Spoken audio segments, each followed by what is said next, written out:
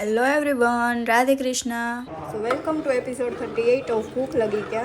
तो आज આપણે બનાવવાની છે વિન્ટર સ્પેશિયલ ગ્રીન પાવભાજી। તો રેસીપી છેલ્લે સુધી જોજો અને ચેનલને સબસ્ક્રાઇબ કરી લેજો। ગ્રીન ભાજી બનાવવા માટે અહીંયા મેં દૂધીના કટકા કરી લીધા છે અને લીલા વટાણા લીધા છે। ત્યારબાદ કોબી એડ કરી છે, ફ્લાવર એડ કર્યું છે, ગ્રીન ટમેટો એડ કર્યું છે, 2 કાંદા એડ કર્યા છે। આમાં આપણે જાજુ ગ્રીન અથવા તો વ્હાઈટ શાકભાજી જ એડ કરવાનું છે બાફવામાં। 2 બટેકા એડ કર્યા છે અને રીંગણને છાલ કાઢીને એડ કરી દીધું છે। બધું વેજીટેબલ બફાય ત્યાં સુધી આપણે સીટી થવા દેવાની છે। 4 થી 5 સીટી થાય ત્યાં સુધી બફાવા દેવાનું છે।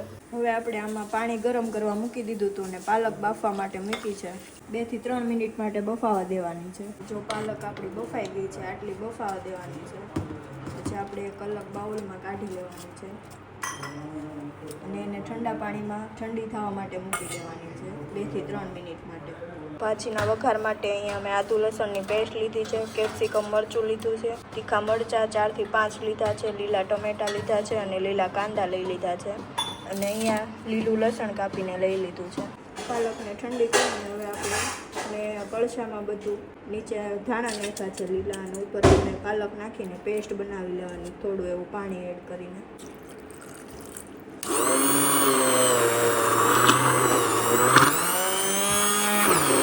તો જો આપણી પાલક અને ધાણાની પેસ્ટ રેડી થઈ ગઈ છે અને અહીંયા આપણે જે બધું વેજીટેબલ મીઠું અને થોડો એવો ભાજીનો મસાલો નાખીને બાફ્યું હતું એને આપણે મેશ કરી લીધો છે।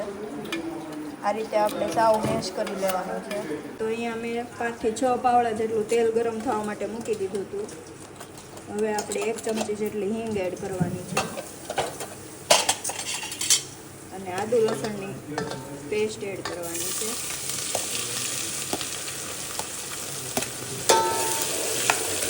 આદુ લસણ સતળાઈ છે ત્યારબાદ આપણે લીલા મરચાંની પેસ્ટ એડ કરવાની છે।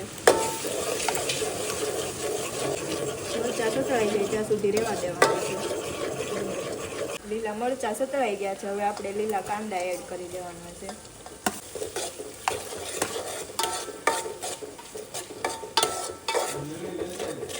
બે થી 3 મિનિટ ચડવા દેવાના છે। હવે આપણે લીલા ટમેટા અને કેપ્સિકમ મરચાં 2 એડ કરી દેવાનું છે। ટમેટા એડ કરીને સ્વાદ પ્રમાણે મીઠું એડ કરી દેવાનું છે। બધું મિક્સ કરીને ટમેટા પોચા થઈ જાય ત્યાં સુધી આપણે સાતળી લેવાનું છે, વચ્ચે વચ્ચે હલાવતું રહેવાનું છે। ઉપરથી આપણે લીલું લસણ એડ કરવાનું છે। હવે મેં અહીંયા અક્ષરનો ગ્રીન પાવભાજી મસાલો લીધો છે, એ આપણે 1.5 ચમચી જેટલો એડ કરવાનું છે।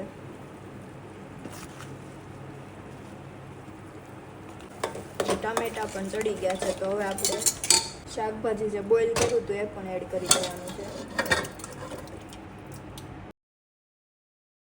ઉપરથી આપણે પાલક ધાણાની પેસ્ટ એડ કરી દેવાની છે અને જરૂર પૂરતું ઉપરથી પાણી એડ કરવાનું છે। બધું મિક્સ કરીને ઘડીક ચડવા દેવાનું છે। થોડી એવી સ્વાદ પ્રમાણે ખાંડ એડ કરવાની છે, ચપટી જેટલી, થોડું એવું ધાણા જીરું એડ કરવાનું છે। બધું મિક્સ કરી લેવાનું છે। ઉપરથી આપણે 2 લીંબુનો રસ એડ કરવાનો છે। મિક્સ કરીને તેલ છૂટું પડે ત્યાં સુધી આપણે ચડવા દેવાની છે ભાજીને। તૈયાર છે આપણી ગ્રીન પાવભાજી। જો રેસીપી ગમી હોય તો લાઇક, શેર, કમેન્ટ અને સબસ્ક્રાઇબ કરવાનું ભૂલતા નહીં અને વિન્ટરમાં આ રેસીપી એકવાર બનાવશો તો બીજી વાર જરૂર બનાવવાનું મન થશે। તો આવા જ વિડીયો જોવા માટે મારી ચેનલને સબસ્ક્રાઇબ કરી લેજો। રાધે કૃષ્ણ।